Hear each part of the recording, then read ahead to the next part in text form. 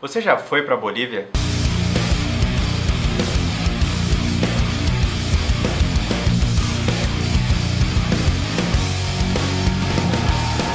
Esse vídeo é a segunda parte da nossa viagem pelo deserto do Atacama, então se você não acompanhou a primeira parte, clique aqui. Se você já acompanhou, aproveite e fica aqui para conhecer a nossa travessia de 4 dias pela Bolívia.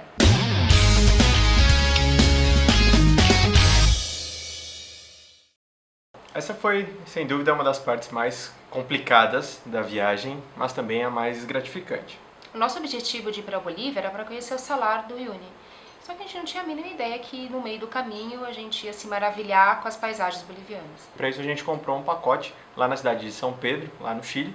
Os pacotes incluem alimentação, hospedagem e transporte por todas as atrações ali da Bolívia. Tem pacotes de 3 ou 4 dias. A diferença é que o de 4 dias, ele retorna para São Pedro de Atacama.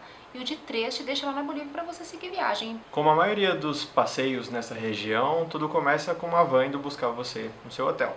A primeira parada é na fronteira do Chile, onde você vai preencher alguns papéis, vai dar uma olhada se o seu passaporte está tudo ok e inspeção da sua bagagem. A minha bagagem passou pelo raio-x e eles acharam que tinha alguma coisa estranha. Eu estava entendendo o que estava acontecendo, não tinha nada. É que a Andrea faz parte daqueles 10% de adultos que comem papinha de neném. A inspeção nessa saída do Chile ela é muito minuciosa e você não pode transportar nenhum tipo de alimento, animal, vegetal ou qualquer outra coisa para fora do país. Perdi as minhas papinhas. Mais um pouquinho, uns 2-3 quilômetros, a gente chega numa outra fronteira, dessa vez a entrada na Bolívia. Saindo da van, a gente conhece a nossa casa pelos próximos 4 dias. Um Jeep 4x4. Bom, agora a gente está aqui já na Bolívia, na fronteira, né? E paramos para entregar os documentos na imigração. Um cafezinho. A gente agora vai trocar da van para 4x4. Então as nossas malas vão em cima. E aqui tá um frio. Vamos ver se eu vou dar conta disso. O transporte por toda a região da Bolívia é feito nesses jipes que comportam 7 pessoas e é ali onde a gente fica a maior parte do tempo cruzando todo o deserto. Com tudo preparado, a gente conheceu o pessoal que acompanha a gente pelos próximos dias e pé na estrada. Não demorou muito, a gente já chegou na Laguna Blanca. Ela tem esse nome porque ela contém uma grande quantidade de minerais que deixam ela meio que esbranquiçada. Essa lagoa ela tá do outro lado do vulcão Licancabur, aquele que a gente conseguia ver lá do Chile. E o guia já deu a primeira dica, vá devagar, não corra, porque afinal de contas nós já estávamos lá a mais de 3.000 metros de altitude. Ainda no rastro do vulcão Licancabur, nós fomos para uma outra laguna, dessa vez a Lagoa Verde. Ela tem essa coloração verde esmeralda também por conta dos minerais e faz um pouquinho de vento no lugar. Segunda parada no nosso tour pela Bolívia. A gente chegou aqui na Laguna Verde, que não precisa explicar muito bem o porquê do nome, né? A gente encontra nessa laguna manganês, cobre, tem alguns outros também. E a gente deu sorte de pegar esse ventinho aqui que nem vocês estão vendo. Sem vento a lagoa não fica verde. Os minerais decantam, vão lá pro fundo da laguna. E aí não dá pra apreciar essa beleza. Chegando ali em Águas Calientes, dá pra se aquecer um pouquinho e se livrar do frio. Só se foi pra você, porque ali já era o presságio de que começava o meu grande pesadelo. Chegamos aqui em Águas Calientes. Acabamos de passar pelo deserto de Dalí. Ele tem esse nome porque quem conhece as obras de Dalí vai entender que fora deve estar o quê? Uns 12, 11 graus por aí. Mas ali na Termas tem mais ou menos uns 28 a 30 graus. Eu estou passando muito mal por conta da altitude. Então eu não me recomendar entrar porque se eu ficar muito tempo aí minha pressão vai cair e vai ficar pior. O soroche, também conhecido como mal da altitude, é na verdade uma resposta do seu corpo à falta de oxigênio em altitudes acima dos 2.000 metros. Muita dor de cabeça, tontura, enjoo. A impressão que você tem é que você está sempre com labirintite. Para evitar esses problemas, eles sugerem que você não tome muito álcool, não coma demais, evite fazer muito esforço e altas altitudes nos primeiros dias. Uma boa alternativa para aliviar o mal do soroche é mascar folha de coca. Remédios para dor de cabeça e para enjoo também te ajudam bastante. E em último caso, os guias têm aqueles shots de oxigênio portáteis, só para quem realmente está morrendo.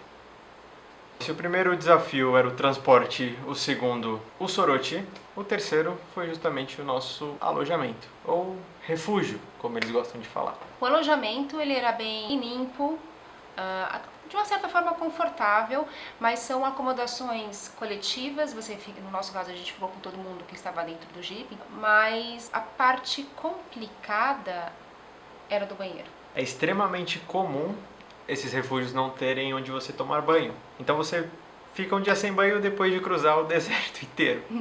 Nessas situações que você vê que essa questão de banho é algo completamente cultural e que aquilo que pode te incomodar, pro outro é mais um dia no parque.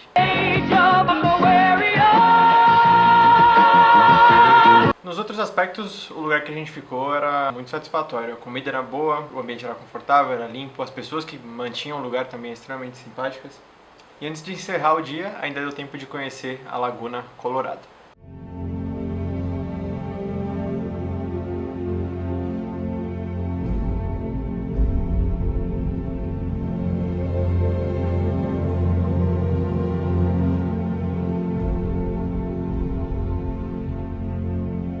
Nesse passeio eu fui sozinho, porque a pessoa aqui já não estava mais podendo. Primeira noite da nossa maratona de 4 dias pela Bolívia, arrumando as coisas para pegar a estrada de novo. Fez muito frio à noite, mas a gente estava preparado. Tomar um café e pegar a estrada para mais uma maratona de altitudes. E rezar para não passar mal de novo. A gente está atrasado. Tchau. Mas antes, foi hora de dar adeus pro nosso amigo que dormiu com a gente a noite toda.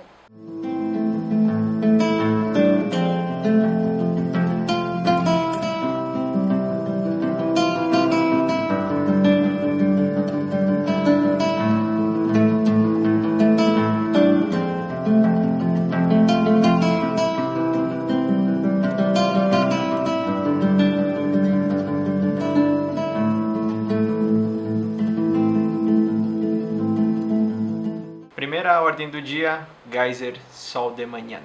Os geysers ficam numa extensão de 2 km².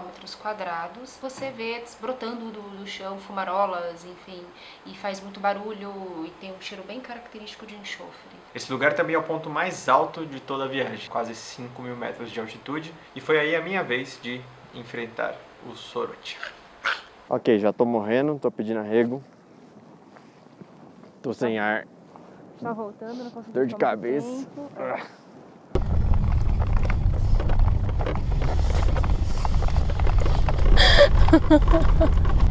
Abre a jaqueta.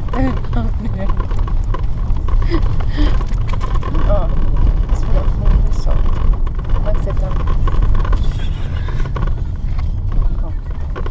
A boa notícia é que depois o trajeto é só descendo, hein? A possibilidade de você passar mal do Soroti, ela reduz. Depois dos geysers, nós chegamos no deserto de Scioli. Ele é conhecido porque tem aquela famosa árvore de pedra. Ali naquela área tem várias formações rochosas e é um verdadeiro playground para quem gosta de escalada. Nesse lugar também nós fomos apresentados a um outro tipo de banheiro. Amor, onde você vai? No banheiro. Mas aqui, que banheiro? Banheiro? Banheiro Inca. Olha as hortas. Graças. Papel higiênico. Tá no meu bolso. Eu adoro esse desprendimento. Liberdade. O segundo dia foi o dia que a gente ficou mais tempo dentro do carro. A distância entre as atrações eram mais longas e, por fim, a gente teve como presente as lagunas altiplânicas da Bolívia. E foi ali que a gente almoçou, em um dos cenários mais improváveis que nós já estivemos, já um pouquinho mais perto do tão prometido Salar do Uyuni.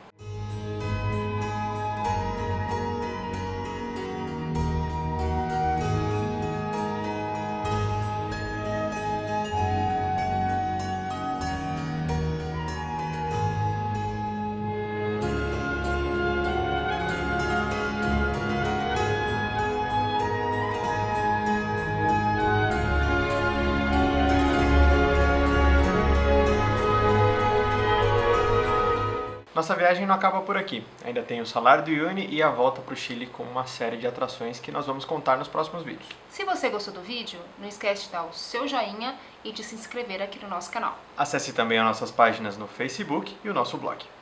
Até a próxima. Tchau! Tchau.